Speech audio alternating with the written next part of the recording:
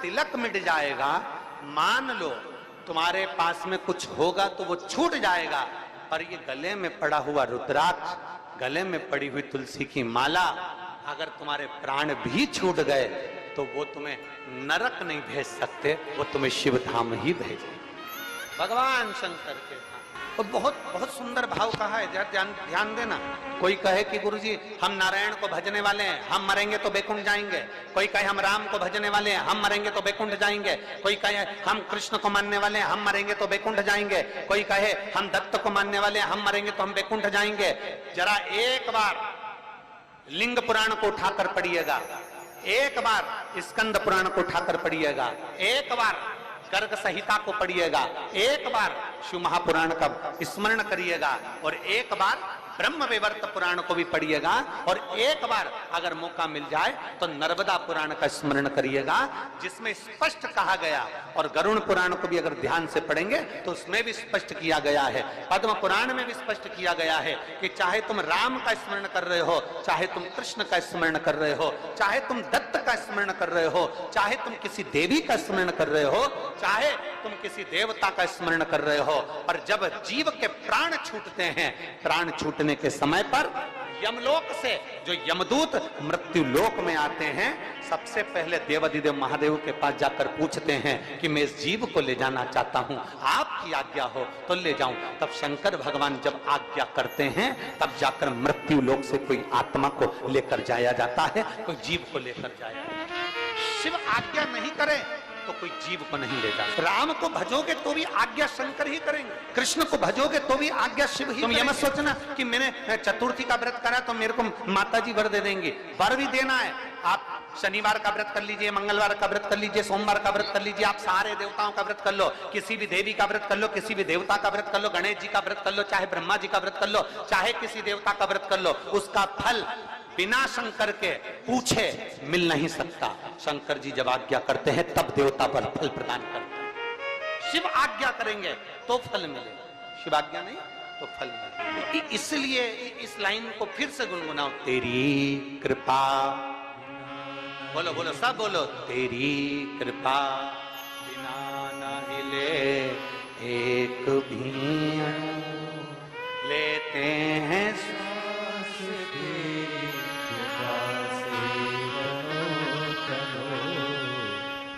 बेतवा के तट के लोग, बेतरवती के तट के लोग इतना धीमा बोलते हैं। यहाँ तो एक कहावत चलती है और तुम लोग फिर हम बोलेंगे तो कहोगे कि तुरंत दुनिया के लोग कह देंगे महाराज जी तो व्यासपीठ से बोल दी। यहाँ तो एक कहावत चलती है, क्यों तुम क्या बेतवा के तोप हो? तो यहाँ तो कहावत चलती है और तुम जरा जम के तो बोलो हर हर। तो ये तो तुम्हारे भीतर एक बल उत्पन्न करता है। कोई भी व्रत कर लो, कोई भी अनुष्ठान कर लो, कोई भी पूजन कर लो, कोई भी शरणागति ग्रहण कर लो, बिना शिव के सब खाली, बिना शंकर के सब खाली है। शिव के बिना सब अधूरा, शंकर के बिना सब सूना। जहां शिव नहीं, जहां शंकर नहीं, वहां इसलिए तेरी कृपा बिना नहीं एक भी अणु, लेते हैं श्वास से तनो तनो। ये शिव की कृपा, ये उसकी उदाहरण। शंकर के मंदिर में एक लोटा जल नहीं चढ़ा सकते, शिव के मंदिर नहीं जा सकते, मस्तक पर त्रिपुंड नहीं लगा सकते। मान लो एक काम करो, अपने गले में एक रुद्राक्ष धारण, एक रुद्राक्ष धारण। अभी जहाँ कथा थी ओमकारेश्वर की कथा में, और एक छत्तीसगढ़ की कथा में हमने कहा था कि माँ अपने बच्चे के हाथ पैर में, माँ अपने बच्चे के हाथ पैर में काला डोरा बांध, अभी कथा में कहा था, आप लोगों ने सुना था। माँ अपने बच्चे के हाथ पैर में गले में काला डोरा बांधती है। क्यों बांधती? बच्चे को नजर से बचाने के। फिर हमने कथा में कहा था बचपन में बच्चे के लिए काला डोरा बांधा जाता है, और बच्चा जब बड़ा हो जाए तो बचपन में बच्चे को नजर से निवेदन है कि उसके गले में एक रुद्राक्ष, एक तुलसी की माला जरूर बांध देना। बचपन में काला डोरा नजर से बचाता है और रुद्राक्ष और तुलसी की माला हमारे बच्चे को गलत काम से बचा लेती है, गलत जगह से बचा। अपने बच्चे को गलत संस्कारों से, गलत जगह से, गलत विचारों से, गलत दृष्टि से, गलत सोच से बचाना है तो अपने बच्चे के गले में एक रुद्राक्ष, एक तुलसी की माला का होना जरूरी है। एक रुद्राक्ष पहना दो, हंसे दुनिया हंसे तो, कहे दुनिया कहे तो, बोले दुनिया बोले तो। महाराज 6 सूत्र में से फिर अगला सूत्र देवऋषि नारद को कहा गया कि नारद अगला सूत्र है, जो सूत्र है 4थे नंबर का, पंचाक्षर मंत्र का जाप अपने मुख से करके नमः शिवाय, नमः शिवाय, नमः शिवाय, नमः शिवाय, नमः शिवाय। पंचाक्षर मंत्र का जाप जितना बन सके उतना करो। पंचाक्षर मंत्र का जाप ना कर सको, षडाक्षर मंत्र का जाप करिए। ओम नमः शिवाय। षडाक्षर मंत्र का जाप नहीं कर सकते तो श्री शिवाय नमस्तुभ्यम का जाप करिए। और इतना भी नहीं कर सकते तो जो तुम्हारे गुरु ने तुमको मंत्र प्रदान कर दिया उस मंत्र का जाप करते रहो तो भी शिव कृपा हो। जो दिया पंचाक्षर जपो, षडाक्षर जपो, ना बन सके तो श्री शिवाय हम, एक बार जम के बोलो जरा, श्री शिवाय हम जपिए। भगवान शंकर की शरणागति ग्रहण करिए, शिव तत्व को प्राप्त करिए, शिव की शरणागति को प्राप्त करिए। एक माँ ने पत्र में लिखा, सोच में पड़ गए 9 वर्ष के बाद तो भगवान ने संतान दी और वो भी बच्चा बता रहे हैं कि ठीक नहीं है, इसकी सोनोग्राफी में आया और इसको अपने मुख से भगवान के मंत्र का जाप, पंचाक्षर मंत्र का जाप करना, ये भगवान शिव के मंत्र का जाप। भगवान शिव तेरे डमरू की धुन सुन के मैं काशी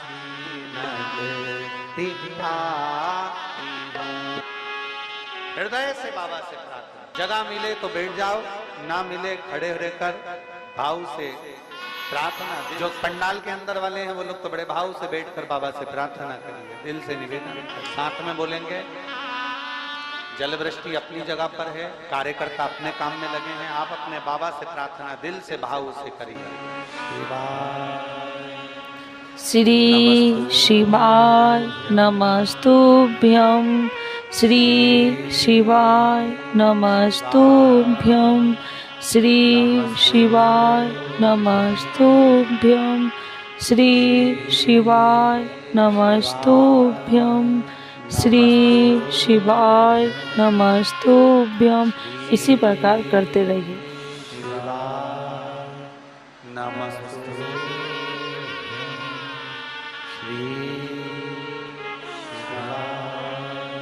नमस्ते भोला सब दुख काटो हमारा, ओ भोला सब दुख काटो हमारा। शिव शंकर जपो तेरी माला, भोले बाबा जपो तेरी माला, भोला सब दुख काटो हमारा, ओ भोला सब दुख काटो हमारा। वेश है मंगल, ये भी भगवान शंकर की शरणागति के बराबर है, शिव को प्राप्त करने के बराबर, शिव को प्राप्त। और आखिरी का जो सूत्र कहा गया वो सूत्र है कि शिव महापुराण की कथा को सुनने के बाद अपने भीतर, अपने अंदर मनन चिंतन, कथा का मनन चिंतन अपने भीतर। कथा को श्रवण कर लेना एक अलग विषय, कथा सुन लेना एक अलग विषय। शिव महापुराण की कथा कहती है कि जाना, कथा में पहुंच जाना, कथा में बैठ जाना, कथा में पहुंचकर विनय कर लेना ये अलग विषय है।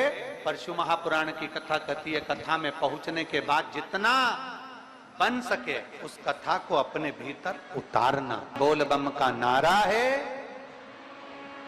जरा जम के बोल बम का नारा है, उसको अपने भीतर उतार लेना। भगवान शंकर की अविरल भक्ति को अपने भीतर। शिव कथा कह रहे देवजी नारद, ये 6 सूत्र है और इन 6 सूत्र को अगर आप पूरा धारण नहीं कर सकते, शिव महापुराण की कथा कहती है अगर ये 6 सूत्र को आप पूर्ण रूप से अपने ऊपर धारण नहीं कर सकते तो शिव महापुराण की कथा कह रही है कि एक सूत्र अपने अंदर जरूर उतारें। इन 6 में से एक सूत्र भी अगर हमारे भीतर उतर गया तो हमारे देवाधिदेव महादेव को प्राप्त करने में देरी नहीं लगेगी। 6 में से एक सूत्र भी हमारे भीतर, ये आपके ऊपर निर्भर करता है। ये आपके ऊपर निर्भर करेगा कि आप कौन सा सूत्र अपने भीतर उतार। चंदन लगाना है मस्तक पर, त्रिपुंड धारण करना है मस्तक पर, या शिव के मंदिर में 1 लोटा जल चढ़ाना है, या गले में रुद्राक्ष धारण करना है, या पंचाक्षर मंत्र, षडाक्षर मंत्र या श्री शिवाय नमस्तुभ्यम बोलना है, या भगवान शंकर की कथा को श्रवण करना है, या भगवान शंकर की कथा को श्रवण कर कर अपने जीवन में उतारना। ये आपके ऊपर नहीं, आपके ऊपर। 6 सूत्र में से एक सूत्र अपने भीतर उतारना। शायद देवराज नाम के ब्राह्मण का चरित्र यही कहता है, शायद देवराज नाम के ब्राह्मण का चरित्र यही कहता है कि 6 सूत्र में से देवराज नाम के ब्राह्मण ने एक सूत्र अपने अंदर उतार लिया। और वो सूत्र कौन सा था कि चोरी का धन लेकर जा रहा है, चोरी का सामान उसके साथ में है, चोरी के आभूषण उसके साथ में है, और उसने एक सूत्र अपने अंदर उतारा कि चोरी का भी धन उसके साथ था तो भी भगवान शंकर के मंदिर में जाकर, भगवान शिव के मंदिर में जाकर बैठ गया। 6 सूत्र में से एक सूत्र है शंकर की शरणागति, शंकर का द्वार, शंकर की। देवराज था ब्राह्मण, ब्राह्मण कुल में जन्म भी ले लिया, ब्राह्मण के घर में जन्म भी हो गया, ब्राह्मण तत्व से, ब्राह्मण कर्म से वंचित, ब्राह्मण कर्म से वंचित है।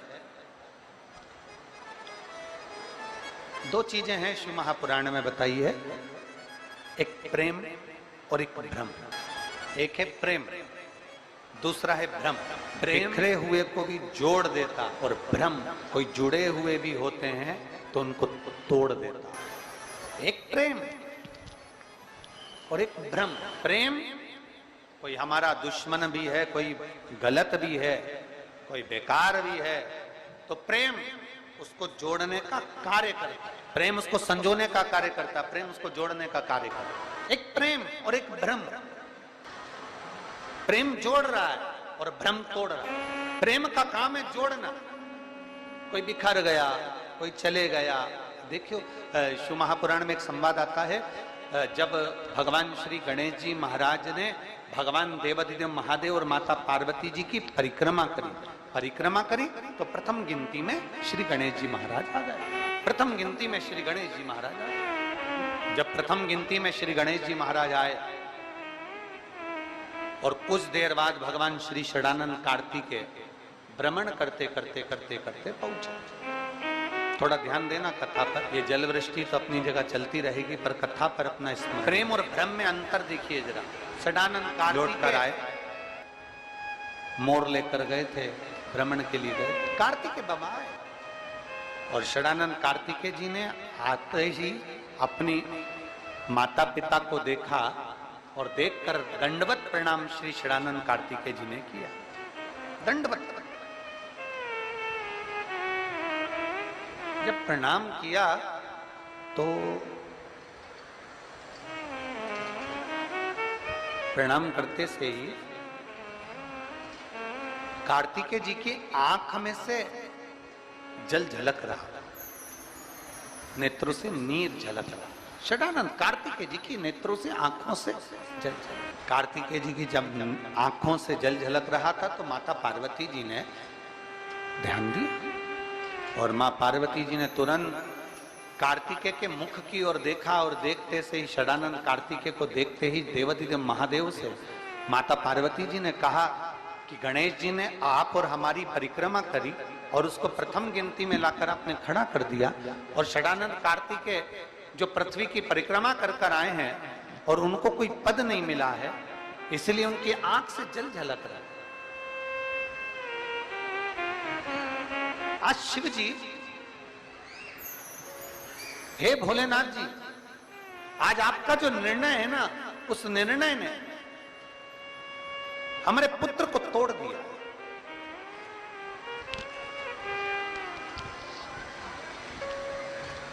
आज जो आपका निर्णय, इस निर्णय ने हमारे बेटों को तोड़ दिया। ये निर्णय कुछ श्रेष्ठ नहीं हुआ, और निर्णय भ्रम हो गया। ब्रह्म गणेश जी आपकी और हमारी परिक्रमा कर ली है। गणेश जी ने आपकी और हमारी परिक्रमा कर ली और वो प्रथम गिनती में आ गए, और यहाँ षडानंद कार्तिकेय पूर्ण पृथ्वी की परिक्रमा कर कर आए और उनको कोई पद नहीं मिला। ये निर्णय कुछ ब्रह्म में हो गया। और पार्वती जी ने देवाधिदेव महादेव से कहा, बाबा ओघड़दानी, प्रभु स्वामी, बस यही बात है कि प्रेम जोड़ता है, भ्रम तोड़ता है, और भ्रम ने तोड़ दिया। षडानंद कार्तिकेय रुष्ट होकर श्रीशैलम पर चले गए, और श्रीशैलम पर जाकर षडानंद कार्तिकेय जी अपनी साधना में, अपने मौन होकर अपनी तप साधना में बैठ, षडानंद कार्तिकेय जी अपनी तप साधना में मौन होकर बैठ गए। महाराज आइए भक्तों, आज सुनते हैं कब है साल की आखिरी सफला एकादशी। नोट कर ले डेट, टाइम, शुभ मुहूर्त और पूजन विधि के बारे में। तो एक बार बोलिए प्रेम से विष्णु भगवान की जय, लक्ष्मी माता की जय। सफला एकादशी 2024 एकादशी व्रत भगवान विष्णु को समर्पित है। हर महीने में 2 एकादशी पड़ती है, जिसमें से एक शुक्ल पक्ष की और दूसरी कृष्ण पक्ष की। दोनों ही पक्षों की एकादशी भगवान विष्णु के भक्तों के लिए खास होती है। मान्यता है कि विधि विधान से एकादशी का व्रत पूजन करने पर पुण्य की प्राप्ति होती है।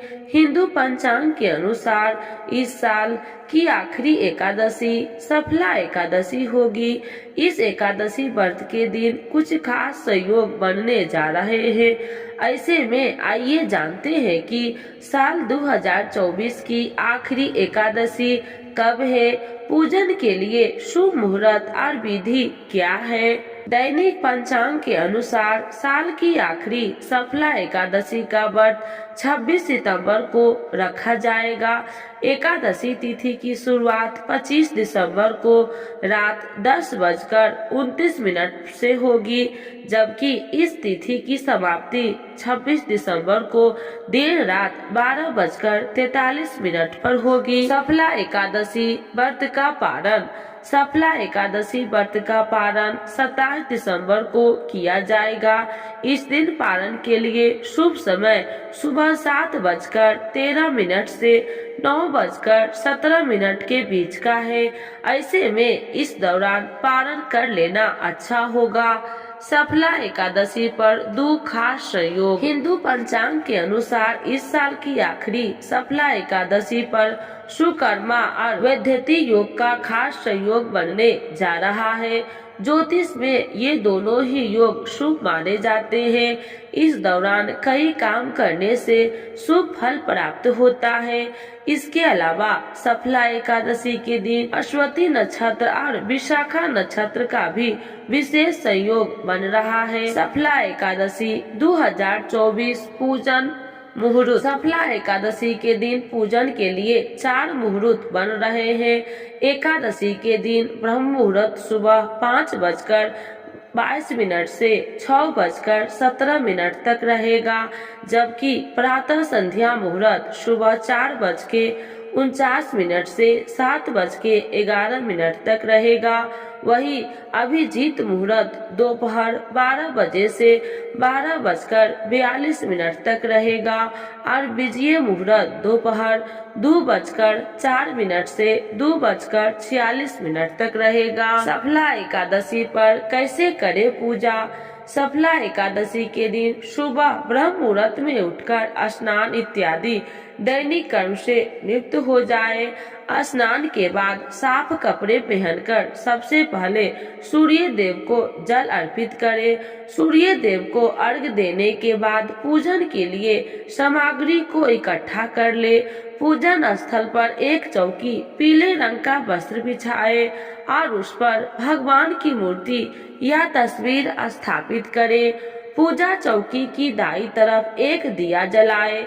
इसके बाद भगवान को रोली चंदन अर्पित करे। इसके साथ ही भगवान को हल्दी, कुमकुम और अक्षत भी अर्पित करे।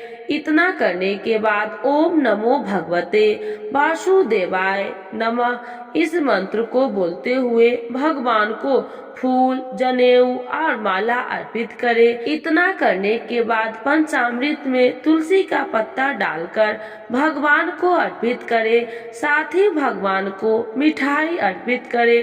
पूजन के अंत में विष्णु सहस्त्र नाम का पाठ करते हुए आरती करे और प्रसाद बांट दे। तो एक बार बोलिए प्रेम से विष्णु भगवान की जय, लक्ष्मी माता की जय।